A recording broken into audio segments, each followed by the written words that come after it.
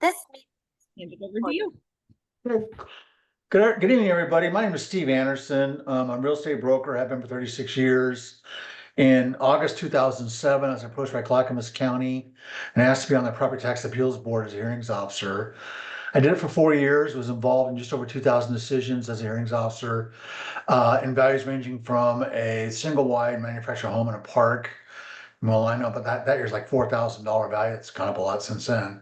And then we had a hearing for the Clackamas Town Senate of $165 million that particular year that I heard the case that particular time. So we've actually helped about thousands of clients in Oregon save millions of dollars. And tonight's class is about the Oregon property taxation system, how values are actually put on accounts, and then the appeal process involved in that. I am a registered appraiser. I have the same license as the assessors do. It requires me to go to classes, keep my license active, which I do with those guys and gals. And so let's just go on, move on here. So the class content, we're going to talk about timelines that are involved in the process, resources that you probably don't even know about that can help you in this situation, the evaluation method, the trending, how properties are actually valued on, and how the county applies those values to the particular accounts, the hearing itself, what it looks like, tastes like, feels like in different counties. It's supposed to be the same statewide. It's not. Department of Revenue oversees this and they tell them, oh yeah, it's all the same everywhere. I can tell you from personal experience, it's nowhere near even close in different counties. Compression, I'm going to teach you what compression is. It's a big word that hardly anybody understands what it is, but it does create tax savings, especially in Multnomah County. Appeals, so a decision's been made by the board, you don't like it, or the assessor doesn't like it. How do you appeal that decision to a higher court, and what's that look like? And then that information on that. We'll touch briefly on admitted property. It's getting bigger problem more and more for taxpayers. Exception value, we talk about that a little bit, and then gross error statute. And then at the end of the class, I have time set aside for questions and answers. I think you'll probably find I'm going to cover your subject going through this. If I don't, could you save it till then and ask that question? Be a good idea. And or you can go ahead, if you don't want to do that, and just submit your question or whatever to our website, propertytaxventures.com. Go into that, and if you want us to look at your property taxes also, we can do that for you for free. So go ahead and take advantage of that situation if you'd like. I have a home office on Happy Valley. I've been here for 5 years now. We are a resource for you as a taxpayer. Do not call the assessor if you have a question about your property taxes. We'd like to have you call us or email us because we'll give you the right answer. Might not be the answer you like, but it'll be the right answer. And usually when you call the assessor's office, you get the newest person there working there that's got a clipboard with some answers on it. And when you call in, their goal is twofold: to get you to pay your taxes and get you off the phone. If you call us or email us, we'll give you the answer. Like I said before, you might not like it, we'll give you the answer and with some research and or maybe some different options you might have based on what you're asking.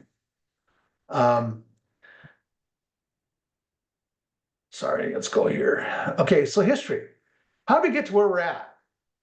Before 1990, the assessor was allowed to raise taxes, the rate by as much as 6% per year without a vote of the people.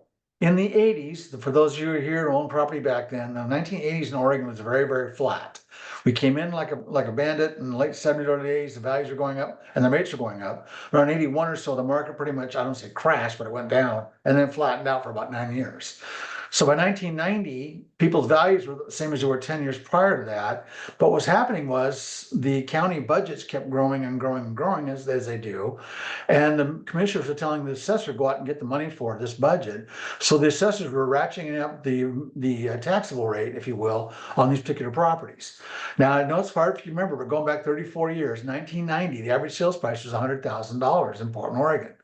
I tell that to new people that are in the business. They go, are you kidding me? No, it's $100,000 was the average sales price. In 1990, it was not uncommon to have a millage rate of $30 per thousand, or about 3% of the property's taxes was being, property value, was being paid in taxes annually. The local voters said, hey, wait, we can't afford this. This is just too much. They voted in Measure 5. What Measure 5 did was cut that rate in half to 1.5%. It was phased in over a 3-year period. So 91, 92, 93, Measure 5 was implemented, the rate was going down. But in the early 90s, the market was starting to increase or heat up, if you will. So for about 3 or 4 years there, people's values went up a little bit, their taxes stayed the same. By 94, when the full implementation of Measure 5 was already taken into effect, people's values going up, and their taxes started raising again. By 96, people were saying, well, we thought we slayed this dragon before, and they voted in Measure 47. And then what Measure 47 did was, well, didn't do anything because Measure 47 was actually kicked out by the Supreme Court. So they came back and created Measure 50. The Supreme Court basically kicked it back to the legislature and say, hey, figure this out because we're not going to let 47 go through because of the way it's written. So Measure 50 is it's a decision by a committee of 91. The legislature plus Bill Sizemore got together and created Measure 50. And what it does is create a second value on the property called the assessed value, okay? Real market value is still assigned every year by the assessor on every account out there in their particular county. The assessed value is established in a year, whatever year that is, and it goes up 3% per year after that. So in 1996, what they did was they froze real market value for 1 year and they assigned an assessed value. So in 96, your statement would have said real market value $100,000. In 1997, your statement would have said real market value $100,000, assessed value is $90,000. Now, the assessed value, as I told you earlier, goes up 3% per year. The real market value follows the real market. It goes up and down based on what the market's doing. In the late 90s and early aughts, the market was pretty robust here locally. It was not uncommon by 2005 to have a 2-to-1 ratio of real market value over assessed value on almost all the tax statements here in Multnomah County.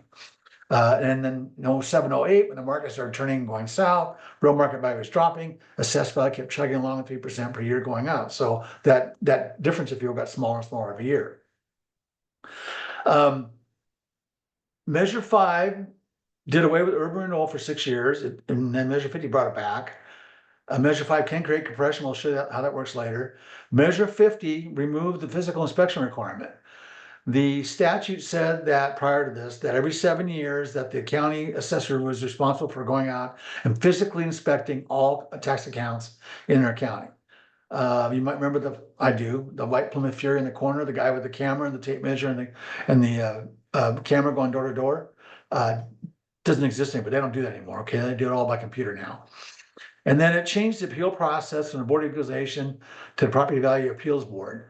So under the Board of Equalization, which they have in Idaho, Washington, and California, if I was paying the same, if I had the same value of property as my neighbor next door, same builder, same year built, same square footage, same lot value, and I was paying more taxes than he was or she was, I could go to Board of Equalization and say, hey, this is not right, make it right, and they could. They could adjust my taxes down, adjust his up, or make some kind of modification there to make the taxes the same. We don't have that in Oregon. We have Property Values Appeals Board. And I will tell you right now, from my 18 years of experience in this particular industry, property taxes in Oregon are not fair or equitable. So when you start the conversation with my sister's house or my neighbor's house, it's bigger my house, has lower taxes, that can be true, okay? But there's no way to equalize that unless we talk about your real market value. Hope we can get that lowered based upon market data. Important dates. So you just got your tax statement recently, last week or 10 days or so. It's for the year that starts July 1st of this year to June 30th of next year. That's a tax year, July 1 to June 30th, okay? So the bill came in almost halfway through the year. What's even more important than that, though, is that bill in October is based upon a valuation of January 1st of this year. So any evidence you're going to introduce to the board and or the assessor about your appeal has to be based on the assessment date, not on the day you got the bill, not on the day you paid the bill, not on the day you go in front of the hearing, okay? It's the assessment date, which I said before, January 1st of this year. We typically use evidence 6 months of either side of that. So for appeal this year, we're looking at July 1st of 23 to June 3rd of 24, as far as sales go, appraisals go, comparable sales go, that kind of stuff.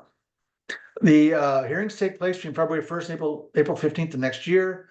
Most of my hearings take place in March, and especially in Multnomah County. And then December 31st is the last day to file your petition for appeal. You can either mail it that day, if it's postmarked that day, you're legal, and or you can hand it to the PVAB clerk in your particular county, one way or the other. We tend to go down and hand them in ourselves. I've never yet, knock on wood, have had a case dismissed because it wasn't mailed correctly. I had a problem with Multnomah County where it was mailed from a postal box because I couldn't get it done by 4 o'clock. And we actually had to go to the postmaster to get a letter written because it was hand canceled. So Anyway, those are the dates. Property information that's available to you. Every account in Oregon has a data sheet on it. It's called different things in different counties. It's called a ProVal in Clackamas County. It's called a CHAR or Assessor's Characteristics Card in Multnomah County. It's called a Rural Report Card in Washington County. This is public information, okay? You have to pay a printing charge to get it done, get it provided to you. But there's really big information on it that you need to know about. The sales amounts and dates on a particular account, the last 4 or 5 sales, if there are that many. The real market value signed by the assessor for at least the last 5 years. The assessor's notes, that's pretty important as to what, if they looked at the property, if they try to look at the property, anything that they've assigned to the property as far as value goes, that'll be in the notes section, if you will. Trending info, and this is the big one for you guys, because people don't understand how values are assigned. In residential properties, there are 308 market districts in Multnomah County. I'm using Multnomah County as an example here. Maybe you don't live in Multnomah County, it's the same in different counties, just the numbers are a little different, okay? Multnomah County has 308 market districts. And what they do is, every one of those market districts, they look at all the total sales in a particular market district for a calendar year. So let's say you live in Irvington. Let's give you an example. There's about 6 market districts in the Irvington area alone. And then in your market district, there are 14 sales in 2023. And the average sales price was, say, $500,000, just using these numbers as example.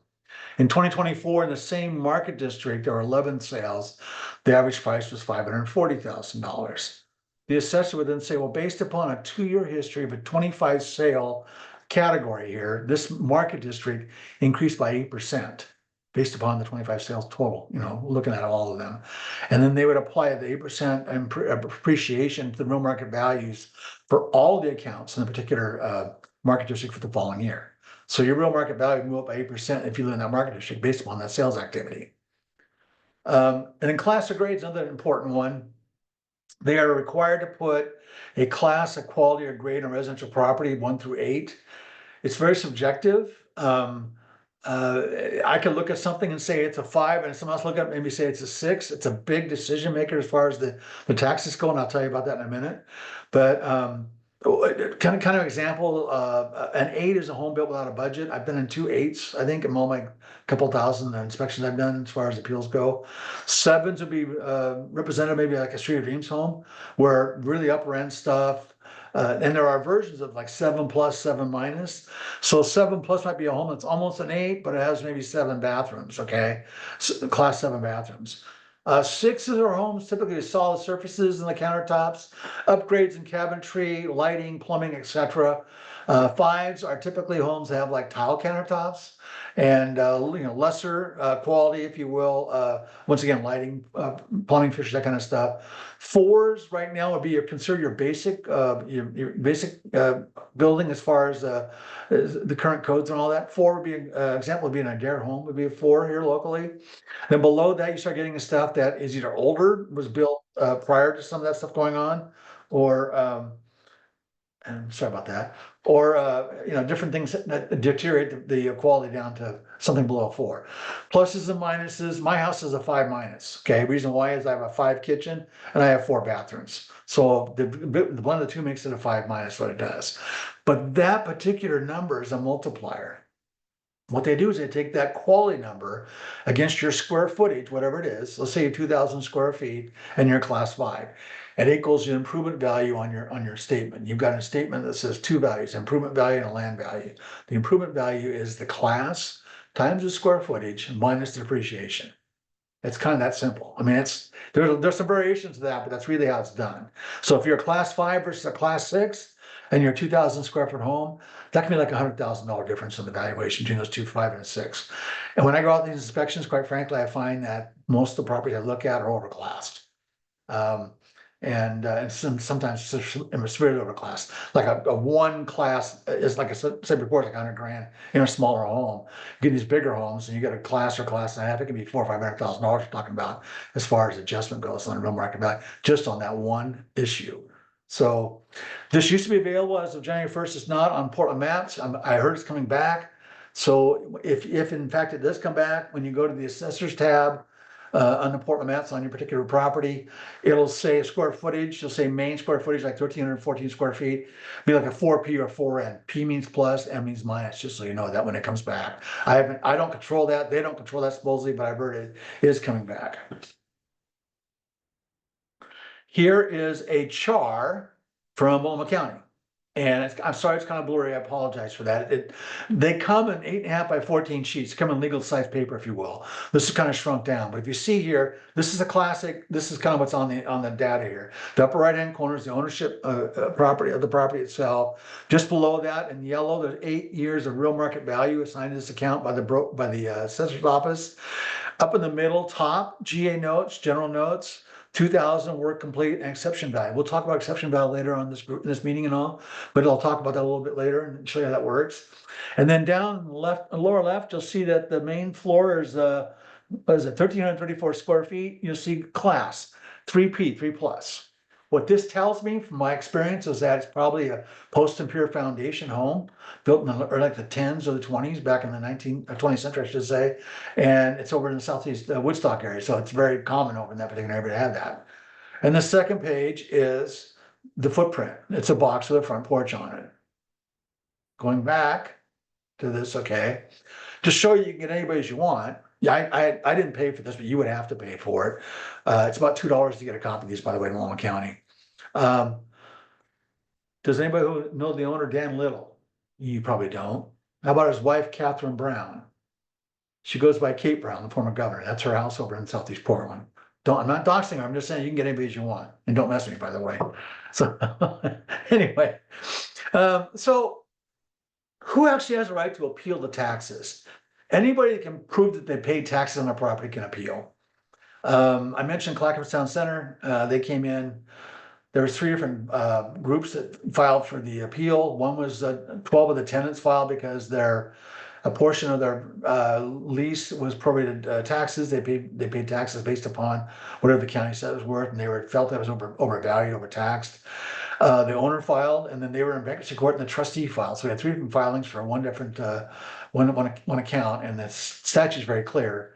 You have 1 hearing per account per year. So we encouraged the 26 people who showed up for the hearing that we couldn't have all of them come in, because by the time we got introducing everybody, in the 15 minutes we got allotted for a hearing, it'd be over. So they came in, honest to goodness, 4 of them did, with a hand truck with 4.5 feet of paper on it.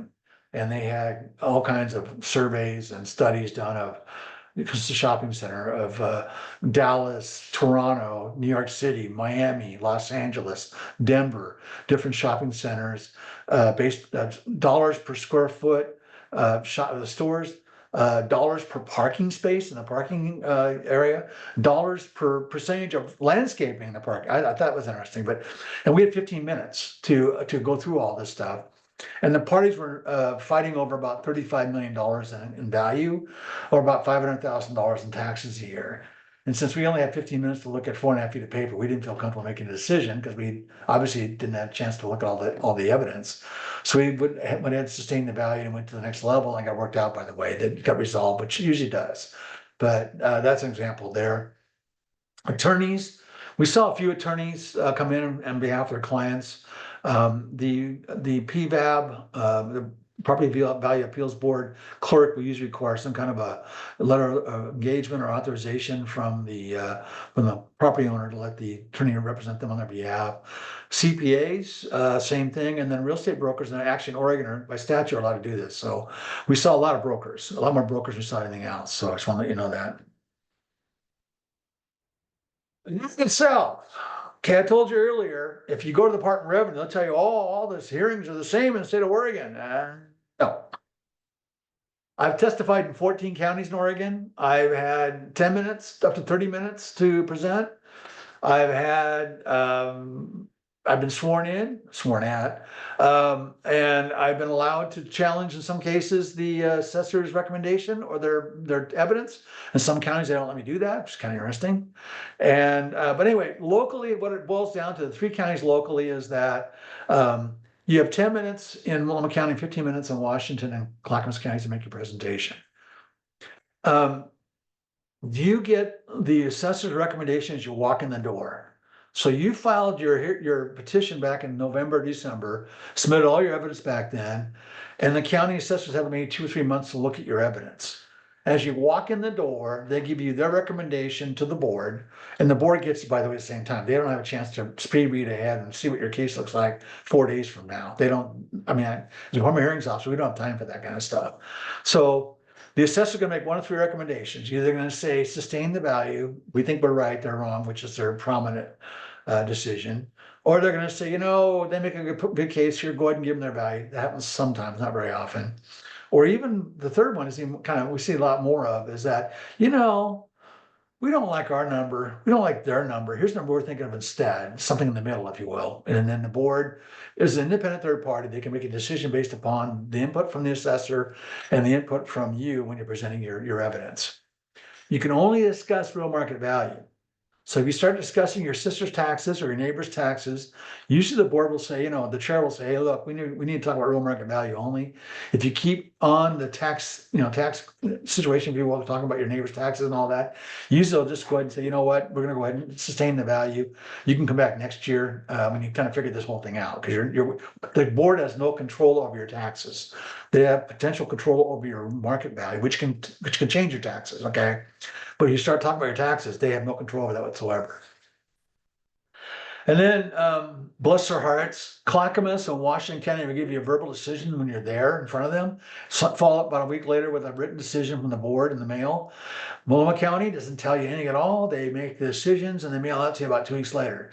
So last year I had 3.5 days of presenting in front of the Multnomah County board. And I'd come back to the office about 5:30 at night, and I'd have texts, emails, phone calls from clients. What happened today? Don't know. I won't know for a couple weeks, okay? Although we're getting better at this, a lot of these cases now get resolved before they go in front of the board, to myself and the assessor. I would say probably half the cases last year, we had numbers on what we were gonna agree upon before we even got in front of the board. But it's getting better all the time. But still though, there are cases out there that I have no idea what I got a flavor from the hearing, but I don't have a signed decision. So when I've actually had walk out of the hearing thing, I got this thing, or I didn't get this thing, and then get the letter later on from the county going, this is the value we came up with. Like, wow, it shocked me. So, and I've been involved in thousands of cases. I mean, it shocks me.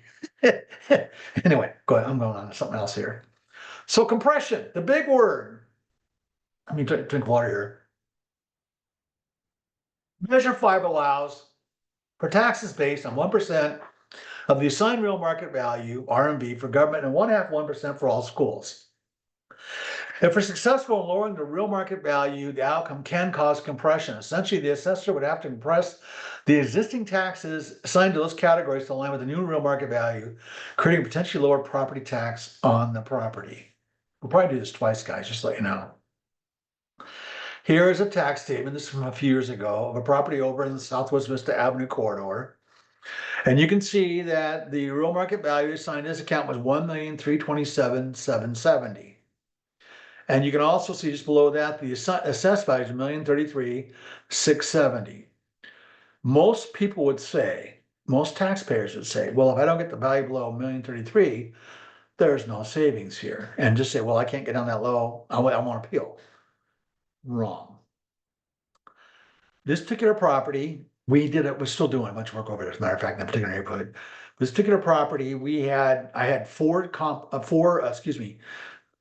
appeals within probably 2-block radius of this house, okay, on different streets right around it, okay? All the kind of same property, same square footage, etc., whatever. I had 9 adjusted comparable sales that showed that the value of this property should be $1.18 million.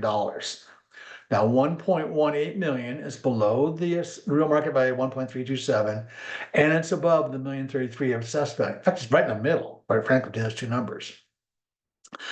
I actually wrote a letter and sent a letter off to this gentleman, so you should appeal your taxes. Here's why. If I can get the board and or the assessor to agree that $1.18 million, move over to the right category where it says general government taxes, $13,277.70. Under measure 5, they cannot charge more than 1% of the real market value. So the real market value is $1.18 million. The government tax is $11,800. That's 1%. I just compressed out $1,477.70 out of that person's taxes. Above that, education taxes, $6638.85. Once again, measure 5 says 1/2 of 1% of the new real market value, which would be $5,900 in this case. $738.85 is compressed out of that particular statement because of that lowering of the real market value. I'm not below the assessed value. Okay, I'm still not, but in this case, I saved about $2,300 in taxes. This is rampant in Multnomah County. This is our bread and butter. It's what most of our cases are based upon. The reason being is that Portland voters, Multnomah County voters, as you know, are very supportive of bonds and levies that create pressure above the assessed value as far as the taxation goes. And so what happens is this property is being taxed at the real market value. So if we lower the real market value $1, we create compression. You guys all got this, right? You know, you can teach it now, right? Should I do it again? Let's, okay. And I'll tell you what, as a hearings officer, it took me a while. I had to actually buy someone lunch because I need to know what this is because the compression kept coming up in Clackamas County. What is this? And I was voting on it. I said, I need to know what this is for. I'm voting on it, crying out loud. So this is how it got explained to me. So Measure 5 allows for taxes based on 1% of the assigned real market value for government and 1.5% for all schools. If we're successful in lowering the real market value, the outcome can cause compression. Essentially, the assessor has to compress the existing taxes in those categories to align with the new real market value, creating a potentially lower property tax on the property. And I showed you before, $1.18 million would be our recommended value in this property that year based on 9 adjusted comparable sales. Now I'm going to praise you. I know how to do that, okay? And that's what we do here all day, every day. But in this case, if we take the $1.18 million and put it against this value here, it would have been $11,800 or $1,477.70 would come out of that. And then once again, under Measure 5, 1.5% of this is $5,900. So I created a $2,300 savings to this gentleman if he had done it. One reason why I didn't do it, this is Ted Wheeler's old house. Okay. All right. So appeal. So you don't like the result of the hearing that you received, or the assessor doesn't care for the results. Either party can appeal to the tax magistrate court. That's the next level up. You have to file within 30 days, calendar days of the written decision of the court. Remember, I told you before, in Washington, Clackamas County, you get a verbal decision and you get a written decision a week later in the mail. The date on that letter, not when you see it, but the date on the letter starts the 30-day calendar days. Multnomah County is the same way, they mail it to you, okay? The date on the letter starts 30 days. I get that historically every year. Several people call me and say, hey, look, I got this letter about 6 weeks ago. I should have done something. You're right, you should have, because now we're dead. There's no appeal rights anymore. You're done. You have to be able to prove that you're aggrieved. What does that mean? That means that the court has to understand you can get at least $1 in tax savings out the value you're asking for. Remember compression? Okay. If I'd asked for $1.18 million, the court would look at that and go, well, that's above the assessed value, Anderson. How are you going to get that? To compression, Your Honor. And I've done some of these cases with them that they know that if I file it, I've got agreement involved, okay? You have to be able to prove you get at least $1 in tax savings. If you don't, they will dismiss the case. The filing fee is $50 for you, and it's free for the assessor. I wonder who wrote the statute on that one, by the way. So if you file a motion, the assessor files an answer for free, or if they file a motion for free, you have to pay $50 to answer the motion within 30 days. Otherwise, the decision gets set aside for the person who's filed the motion if they don't respond to it. This is from the Oregon Department of Revenue from 2022. There are over 2 million accounts statewide. About 6,000 accounts a year are corrected through the assessors and Department of Revenue. That's for things like wrong square footage, acts of God, house burns down. We had the ice storm in January of last year, trees coming through people's roofs and all that. You can get tax relief for that, by the way, property tax relief for that. And I've worked with several clients doing that. So that's about 6,000 accounts a year. They had about 2,000 local appeals in 2022. That's all the counties statewide. The first year I was on the board in Clackamas County in 2008, we had 2,000 appeals in our county. So I really think, quite frankly, that the assessors are relying on apathy from the general public out there, the taxpayers, on this matter. That's what they really kind of, because there's so few appeals taking place that, you know, there's not a whole lot of concern there from them. They had done 100 tax magistrate cases. I got news for you, more like 300 that year. We filed 50, I think 51 ourselves in magistrate cases that particular year in Salem. There were 10 Oregon tax court appeals, which is the next level up. If you If you're appealing through the process, you don't like the decision, you got a magistrate, you can take it to tax court. And then there are no Supreme Court challenges since 2020. Oregon's very unique, and it's the way the statute's set up is that the Supreme Court has to take on any property tax case that's given to them. They can't say we're not going to look at it. However, the cost factor getting involved here, as you start climbing through these appeal levels, we get involved in lots of magistrate cases, and I'm going to tell you right now, it's at least $1,500, $2,000 is going to be the cost at minimum for getting involved in those cases if you're a taxpayer. At the Court of Appeals, it's at least a $10,000 retainer to an attorney. And the Supreme Court challenge, I think they start a $100,000 retainer on that one. So you better have a pretty good reason for being in that court, because it's going to be very, very expensive. You can prevail and also get court costs, but I'd be very surprised if the court gave you back every dime you spent on the whole process. Just let you know that.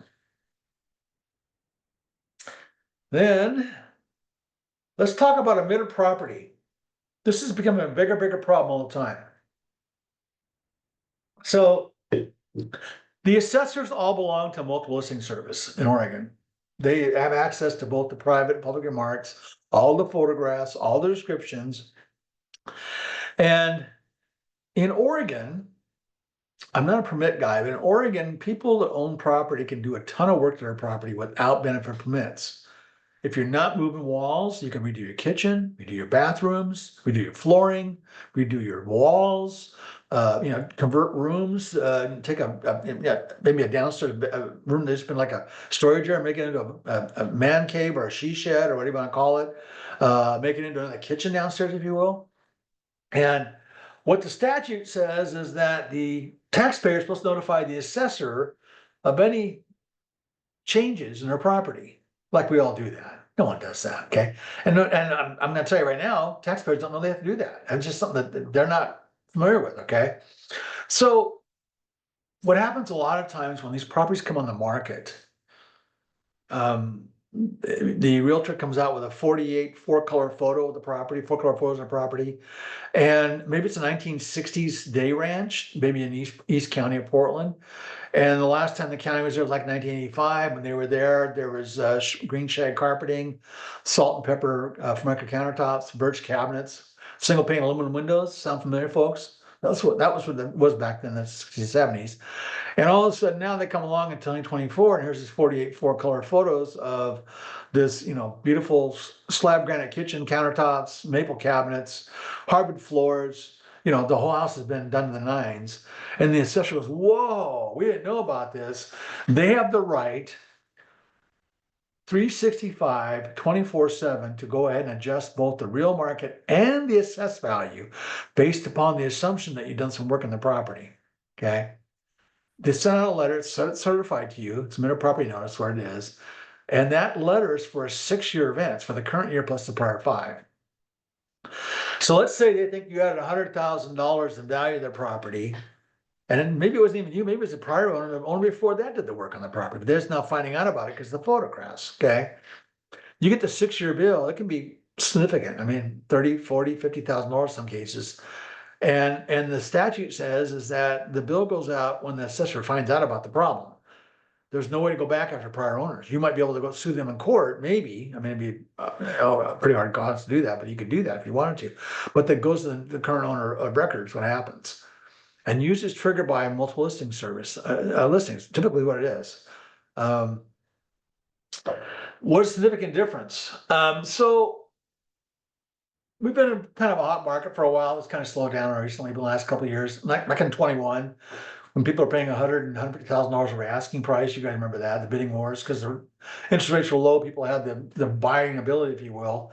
And so if the real market value assigned by the county to the county was maybe $500,000, and all of a sudden it's listed for $795,000, that $295,000 becomes very, very interesting to the assessor's office. They go, oh, where did this come from? Where did this $295,000 come from?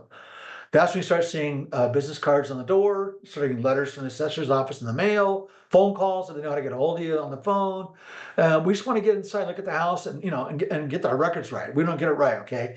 They want to get it right for them so they can raise the value and raise the taxes. I'm going to tell you right now, in Oregon, based on the Supreme Court decision, you are not required to let them in the house. You heard that. You're not required to let them in the house. They're allowed on your property via the Supreme Court decision, not in your property without your permission. So I usually recommend people don't let them in a house because that's not going to usually doesn't benefit the taxpayer when they do that. Now that being said, we've had thousands of cases where I attend on the taxpayer's behalf. I ask a few questions before I get there, obviously, make sure we're not exposing my client to a situation that'll create a taxable event for them or increase their taxes. But that's what happens.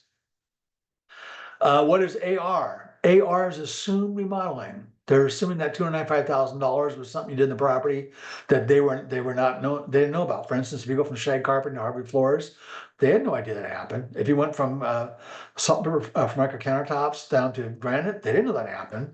Or birch cabinets to maple cabinets, they had no idea that happened. So that's kind of what they based their hang their hat on, so to speak, if you will. And then if the letter does come to you, sent you certified, you have 20 calendar days from the day the letter was written, not that you receive it, not the day they mailed it even. Sonoma County takes about 4 business days to get a letter out of their mailbox, mailroom, by the way, so you know that. So it's very important that you do that, because in 20 days you can contact the county and go, look, I'm disputing your value on the property. That freezes the clock. The first thing you do, the first step is to come out and look at the property, measure it, take pictures of it to make sure that it meets their criteria, what they have in the records at that point in time, okay? If you miss the 20-day window, which happens a lot, there's a 90-day window, which is the last window. It basically says, okay, if you didn't notify the county within 20 days, you have a 90-day timeline from the day the letter's written again to file at magistrate court, and you can do that. I actually had one case a couple years ago in Clackamas County where we filed on day 89. That's the day a guy called me because I got this big bill, $33,000 bill. I can't pay it. And I said, well, can you send it over to me? I took a look at it. I go, dude, tomorrow's the deadline. So let's just file this and make sure we can keep our options open here. And we got his bill cut in half on that particular ones we did. There are a lot of times when I can't help you. I look at it. In fact, I might go, especially like in a larger property, maybe outlying areas where they've got, 15, 20 acres and a bunch of trees out there. I had a guy calling from Oregon City a few years ago. And in a windstorm, an oak tree blew over his property, and the counties all rely on Google satellite maps they have pictures of your property from up above. And this tree blew over, and the county, Clackamas County, found a 6,000 square foot barn they didn't know about. And so they sent him a bill for 6 years on that barn. And when he called me, literally, I could hear him loading shotgun shells into his shotgun. Like, who would I go see about this? And so I got talking to him, and I said, well, you didn't pull permits for the barn, right? He goes, yeah. And I suppose you did other buildings on the property you didn't pull permits. Yeah. I go, you don't want them out there. Okay, I'm telling you right now, because they go out there, they're going to add those buildings on top of the building that you already got on there. They're going to jack your bill up even more. And I'm not telling you, it's a good idea, but you're going to have to deal with this because they're going to make the bill higher than what it is. You don't want to fight this thing. That's what I'm telling the guy. So anyway, it can be appealed to magistrate court. Magistrates hate to have these cases in front of them because we ain't talking about how much sheetrock is per square foot, how much plumbers make, that kind of stuff, and they don't care for it. So, but yeah, that happens. And then exception value. I told you earlier, January 1st is the assessment date. So if I'm involved in a remodel or new construction and it goes over the January 1st deadline, let's say I started something in October and finished in April, they have to draw a line on January 1st and saying this project is $400,000 and it's 50% complete. So we're going to add $200,000 to real market value and a portion of that to the assessed value. Okay. The other $200,000 is exception value going in the 25 bill based upon completion of the project. The reason why this is important is they're moving both the real market value and the assessed value, okay? And if it's wrong, usually is, by the way, we need to challenge that because once they move the assessed value, excuse me, we don't challenge it, I have no way to go back, no recourse to go back in a prior year and challenge the real market value. Excuse me, the assessed value. I can challenge the real market value in prior years, but I can't challenge the assessed value. So if they make that adjustment and you don't challenge it, we're stuck with that going forward, plus 3% per year. So it's a magnifying mistake is what it is going forward. And then gross error statute, we do a lot of these.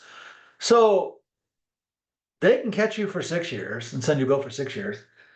If they overstate the real market value by 20% or more on residential property up to 4 units, I've done a fourplex before, you have the right to appeal for the current year plus the prior 2. Remember now, if they catch you at 6 years, you catch them at 3 years, qualifying at 20%. There's a filing fee of $50. You have to allow the assessor access to the property, automatic. That's I asked those questions. And then the state requires them to pay you 12% interest on the overpayment of the taxes when you paid them, not when you file the case. So that adds up pretty quickly, by the way. 12% is a pretty good multiplier. And no, you can't leave it there. It's not a CD, okay, but it's there. And then prevailing party can petition for court costs. Typically, all they'll allow at this level is printing and postage. So it's not a great amount of money, but it's available. Here is a check receipt from a property in Multnomah County I worked on. This is for 4 years. What happened was this case, the property was, the owners were suing the prior owner and the contractor who built it. The house is 4 years old when I looked at it. And since they're in district court, which is a higher court to magistrate court, I got the magistrate court to go ahead and hold off what they call, just hold the case off until we had this district court decision. We got it. And so you'll see that the total amount was $114,000. It's a pretty nice house. And you'll see that going across there, $21,500 was the tax for that year. Interest on that money was $99,000. So this $114,000, about 22 grand, that was interest. So you guys know this house. When you drive on 405 going to 26th Tunnel there in downtown Portland, looking up on the hill during Christmas time, the Martini Glass, that's the house we're talking about. Oh, by the way, I looked at it. It was 4 years old. This house had no corners in it. The whole exterior was hand-applied stucco. There was a cantilever in-ground pooling off the back of the house on a hillside, and it leaked like a sieve. In fact, when I went out there in 2016, before masks were popular, we were all wearing masks because there's black mold and mildew in the basement. The homeowners were actually living in a hotel. They couldn't live there, it was so bad. And so they finally got it fixed after all this happened. And here's a copy of the check. I'm a very popular house, by the way, during Christmas time. And then just to show you that I'm an equal opportunity abuser, here's a property in Clackamas County in West Lynn. This is on the market for, at the time I looked at it, for about 2 years on the market. They were asking $2.5 million for it. Clackamas County had it valued at $4.2 million, and they're paying 60 grand a year in property taxes. And so buyers look at the property, love the house, they're, you know what? I can buy this house across the street, a block away, 2 blocks away, and pay half the taxes. Why would I buy this home? So they met with me about this time of the year, as a matter of fact, and they say, hey, what can we do here? And I said, well, you've got 2 options. I can appeal locally for 1 year for about 14 grand in savings, or I can file for 3 years and get you about 50 grand in savings. What do you want to do? And they called me up and said, well, 3 grand, 3 years sounds better than 1 year. I said, okay, we did that. And this is what ended up happening here. 60 grand was a check and 13,000 of that was interest. I tell this story just to kind of make you aware here. I've been involved in thousands of cases in Oregon, and I'm shocked this happened to me. They tried this on me last year. This is a property over, you guys, you know, where the Monarch Hotel is at on 205. The east parking lot was leased by the Monarch by another by another party, I'm sorry, for 25 years. And then they got tired of striping it and paving it, so they offered to sell it to the Monarch. Monarch bought it. I walk into the PVAB hearing last year with the closing statement of this is a sale, you know, it's done, right? And the assessor's office said, oh, no, the buyer, of course, the seller, he had an appraisal he wouldn't share with the seller, he opened up escrow, blah, blah, blah, and just bribing the seller all the way through the process. So the board upheld the value decision, $2.2 million, if you will, and we filed magistrate. The next day, I contacted the seller's representative, got a hold of a copy of the 93-page appraisal that the seller had done on the property 9 months prior to the offer being made. I got a hold of the title company, got a hold of the escrow order, opening the escrow by the seller, by the way. And then I presented all this evidence to the court before we actually had a trial. And the assessor's office got really upset with me. The fact I went behind their back to all this evidence. And the magistrate told the county, well, look, I'm not making a decision on what Anderson has given me today, but it doesn't look good for you guys. So the next day they made an offer to settle. They settled $868,000 on this. My client got a check for $11,800. And guess who the seller was, by the way? Clackamas County. Just to let you know that one. Okay. Anyway, and then realtors have chosen to use me. You'll see here my name's in this listing and this listing and this listing. And so we are involved in helping these properties transact and hopefully get the taxes lowered to make the buyers more interested. Obviously, put some money in the seller's pocket if possible, and make the buyer's responsibility going forward, less onerous, if you will. With that, I have a copy of my license. I have the same license as the assessors do in Oregon. And we're at questions. Do we have any?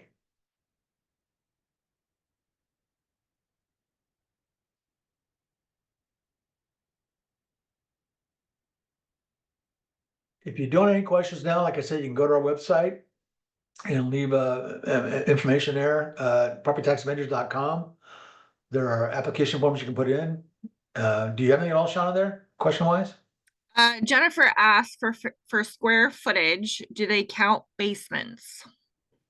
They do typically. Oh, good question, Jennifer, by the way. I love getting these in the weeds questions. So we work off what's called a GLA, gross living area, okay? And basement's typically considered half. So if I have 1,000 square foot basement that's finished, we would consider it to be 500 square feet of living area based upon the main floor. So if I had a 2,000 square foot home, day ranch, let's say 1,000 square feet in the main and 1,000 square feet in the basement, I would have 1,500 square foot GLA for comp purposes, comparable sales purposes. That's how it works.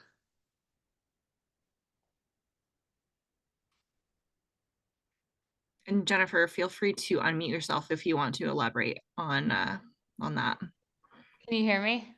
Yes. Thank you. Okay, so it's 50%. Even does the non-finished part, is that included as well? No, non-finished is considered storage. Storage is a different valuation. It's got a value to it, but it's a lot lower than living space. It's like $15 per square foot versus $50 per square foot, living space versus storage space in a basement, typically. Excellent. And then this is really in the weeds. Like when I got my tax bill, it said volunteers needed for city on the board, which it sounds like you've done in the past.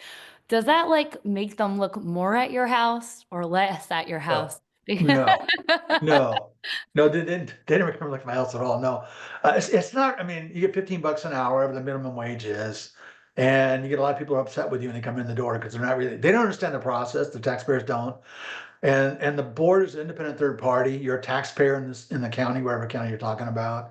And when I worked, we used to get $100 a day. That's what it was. I enjoyed it because I got a whole lot of knowledge, and actually, morphed into this career doing this now. But I was there for Warren Industries cases, Safeway cases, Clackamas Town Center cases, small. We had 1 year we had Clackamas County, for whatever reason, went out. They hadn't done it before and taxed all the boat docks on the Mine River. And so we had a ton of people coming in that never had paid taxes before on a boat dock. Were very upset. And it wasn't a whole lot, it's like $600, $500. But the fact that they were paying taxes on a boat dock. And what happened was the Clackamas County got that idea from Marion County on the Willamette down in Wilsonville. If you go down the Willamette a little farther, you turn in Marion County was taxing all the boat docks on the river. And so we had literally probably 500 cases that year. Well, we had 400 cases that year. Maybe we had boat docks involved. In fact, our chair said if he's on that boat dock, he's going to slap somebody. It got to be really bad. We were fighting over a little bit of money, is what it was. So, but yeah, it's a good. I would encourage you to look at it. Concern I have, quite frankly, being a former hearings officer, is when I was there were no county employees, no ex-county employees on the board. And now I go to Clackamas County. There is a retired Canby cop. There's a retired Multnomah County assessor and retired Clackamas County assessor on there. Okay, I don't think that's fair. In Multnomah County, same thing. You go in there. Well, they're better now, but for a while there was a retired person that was in the mapping division, Multnomah County's division.